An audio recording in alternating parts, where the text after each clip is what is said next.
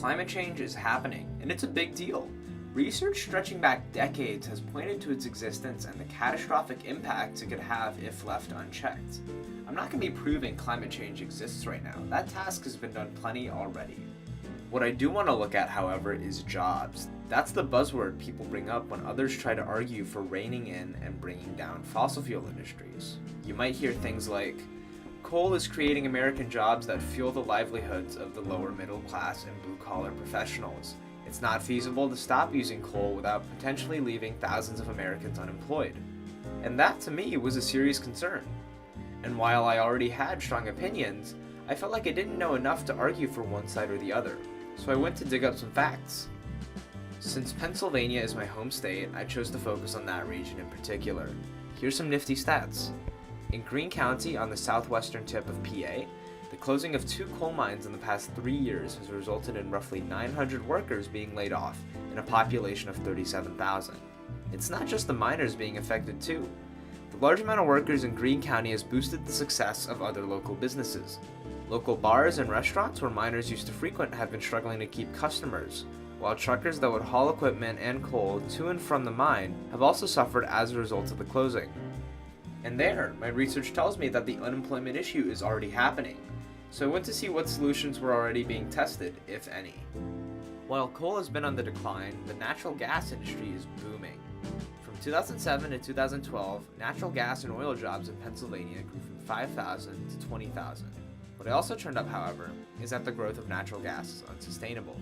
Natural gas is still a fossil fuel that produces greenhouse gases despite being cleaner than coal. And if the current trajectory for natural gas growth remains unchanged, CO2 emissions will be 3 times more the amount recommended by the Natural Research Council by 2050. So what options are there? It's tricky because the few viable solutions left are going to require significantly more effort to implement. Currently, 5% of power is generated by renewable sources in PA, and while wind power has made major growth and progress in the past 15 years, the industry is already beginning to stagnate. Furthermore, PA is still far off of its 18% renewable energy by 2021 goal. However, this also means there's still plenty of room for growth, which means that we still haven't run out of options. It may seem daunting to start your own renewable energy business, and I don't necessarily recommend that.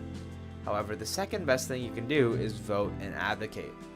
Join local organizations that push for greater renewable energy, and make sure to vote with both your ballots and your wallets. The 2016 election results should be more than enough proof to highlight that your vote does matter. Furthermore, the Pennsylvania Public Utility Commission offers the PA Power Switch website, an easy tool that allows you to enter your PA zip code and be directly linked to distributors that are able to offer you power generated by renewable sources in your area. Another thing to be aware of is the Just Transition movement, which is a set of principles advocated for by a collection of organizations representing a wide range of people. The movement is rooted in social justice and advocates for shifting economic control for energy solutions from the international corporate level down to local communities and switching to a regenerative economy that fosters cooperation and is able to provide social equality and shirks the idea of profit-heavy interests and environmental racism. These aren't easy solutions. They will require many communities coming together to advocate and the adoption of a new mindset that's healthy towards the environment. The solutions may seem tough to achieve as one person, but it's important to keep in mind that there are still solutions left, which you may not be able to say anymore in the near future. That's why it's essential to gather your community and begin calling for change, not only to save the environment, but also to save the jobs and livelihoods of fellow Americans.